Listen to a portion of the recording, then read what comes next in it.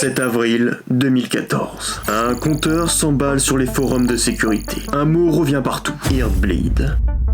En gros, une faille, une erreur de code qui permet de lire ce qui devait être secret.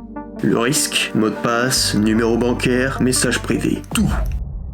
Vous êtes sur un site avec le petit cadenas. Ce cadenas repose sur OpenSSL, un logiciel qui chiffre les données. Chiffrer, ça veut dire les rendre illisibles pour les autres. En 2012, une fonction appelée Heartbeat, en gros un signal pour vérifier que la connexion tient, est ajoutée. Le principe est simple. Le site envoie je suis là. Le serveur répond moi aussi. Sauf qu'il oublie une chose, vérifier la taille du message reçu. Vous envoyez un mot, vous dites qu'il fait 500 lettres, le serveur répond avec 500 lettres prises dans sa mémoire.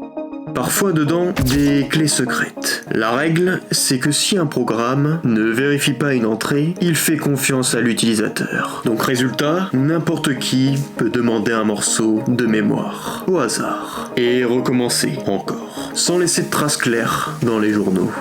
Des chercheurs estiment que près de 17% des serveurs sécurisés étaient vulnérables. Banques, réseaux sociaux, services mail. Le plus troublant, OpenSSL protégeait une énorme partie du web, mais il était maintenu par une poignée de bénévoles, avec très peu de financement. Des géants du numérique l'utilisaient sans vraiment regarder dessous. Quand la faille est révélée, c'est la panique. Correctif en urgence, site qui force à changer de mot de passe, certificat numérique révoqué. Et certificat numérique, en gros, c'est la carte d'identité d'un site. Si la clé privée a fuité, il faut en créer une nouvelle. Sinon, quelqu'un peut se faire passer pour vous. Vous recevez un mail, par précaution, changez votre mot de passe. Puis un autre, puis 10 autres. Des équipes passent des nuits blanches. Des entreprises réalisent qu'elles dépendaient d'un projet critique, presque sans moyens. Internet ne s'est pas cassé, mais la confiance, elle, a tremblé.